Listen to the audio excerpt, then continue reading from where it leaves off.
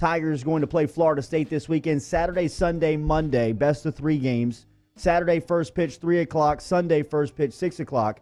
And if Monday has to happen, it'll be at 8:30. Those are all Eastern time. So 2 o'clock Saturday, 5 o'clock Saturday, 2 o'clock Saturday, 5 o'clock Sunday, and 7:30 Monday night if it has to happen. From the LSU Sports Radio Network, it's an arms race here on Off the Bench this morning. We got Chad Durbin in studio. We bring in Doug Thompson from the network. Dougie, good morning. How are you?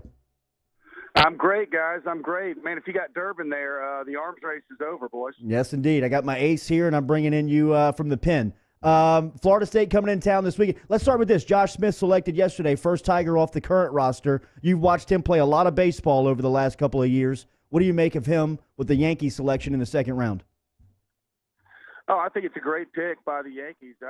In my opinion, they got the best shortstop in the SEC, and I may be fairly biased, but I've watched Josh Smith throughout most of his career. In fact, I've watched all of his career, and you just don't get much better. He's as solid as they come at short, although I don't think he'll play shortstop at the next level. But he can swing it. He's got the quick twitch thing going, and I'm excited for Josh. It's well deserved, and I'm actually surprised he lasted that long. Was it the back injury? I asked Durbin that. Do you believe that it was maybe his second year? It could have been. You never know. It might have been, that he's a tad under ideal height. But nonetheless, I mean, he's an outstanding player. It would not have surprised me if Smith would have gone at the bottom of the first round. Doug, this is Chad. Man, good to have you on. Sure.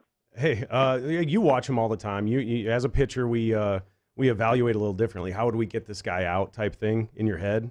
Like, hey, man, if I were facing him right here, and he's a tough out in my head. And I go back and I'm like, man, can I beat him in? Not all the time. Does he hit the ball down well? Of course. What would I have to do consistently to get him out? And that's kind of how I evaluate kids when I'm watching them. And he passes that test. I look at, his ability to run the bases is elite. He's a leader. He's got all those intangibles to go with it. You've watched him the whole time, and you kind of, I'm sure you do it in your head. Man, I'd throw him a breaking ball down right here. I'd light him up inside. Would do whatever. How did you feel day in and day out that that he kind of gave you that feedback in your head that maybe I couldn't get him out? I feel like Josh Smith would be an out, soft away guy. Chad, you cannot throw a fastball down and in. He's going to murder it.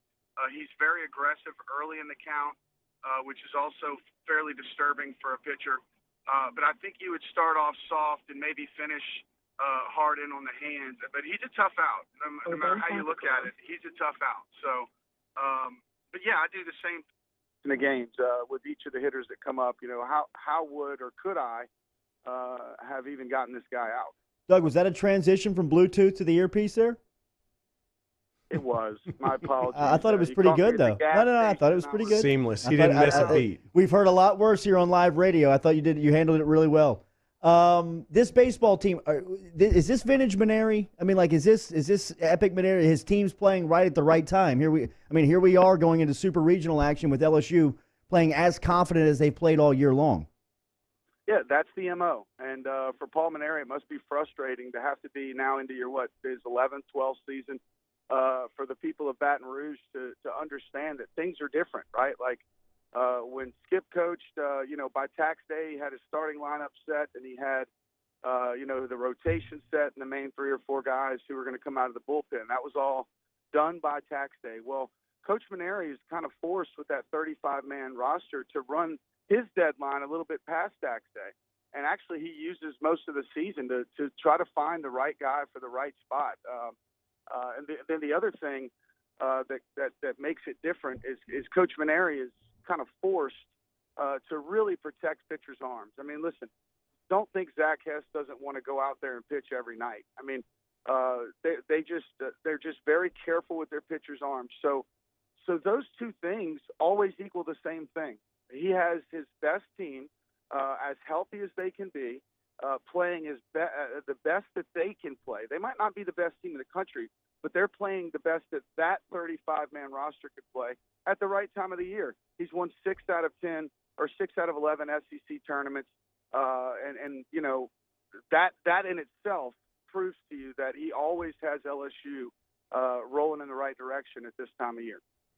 So hey, we talked about Zach Hess, the miss, the grand slam he threw the other day, and you can expand on how he plays out, what you think about Zach, and how he might play at the next level with the draft. He'll get drafted today.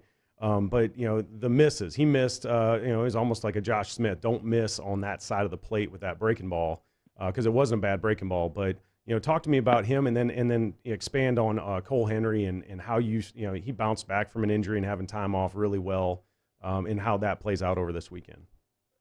Yeah, well, Zach Hess is a dude, and I agree, Chad. He's going to get drafted today, and I think he's going to be have a lot of success as either a bridge guy, like a setup guy in the big league. Just depends on how much harder he continues to throw, right? He was at 97 the other night multiple times.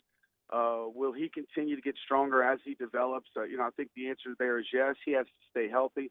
But he's got great stuff, and per the slider the other night, you nailed it, Chad. It was a great pitch.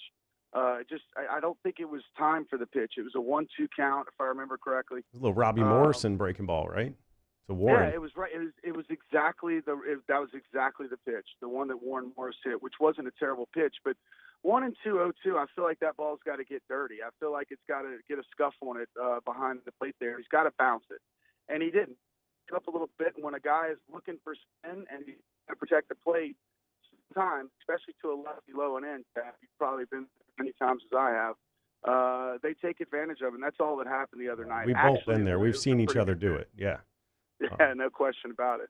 And then your second question about Cole Henry, man, how did that guy not get drafted last year, like in the first round? I mean, it's amazing how good he is. Like his fastball the other night was 95, 96, and I mean, like you hear people say that a lot, but he was legitimately 95, 96. I'm not sure in the Cole Henry game of the regionals if LSU even threw a fastball under 93 miles an hour, maybe one, but that's more than electric, right? That's big league stuff. There was probably 20 games in the big leagues that you didn't see that type of velocity that you did on Saturday at the box. So, man, I mean, hats off to Nolan Cain for not only getting Marceau here, but of course Cole Henry and Hill as well. I mean, those three freshmen are probably the best three freshman arms in the country, or at least up there in the top 5. Doug Thompson of the LSU Sports Radio Network.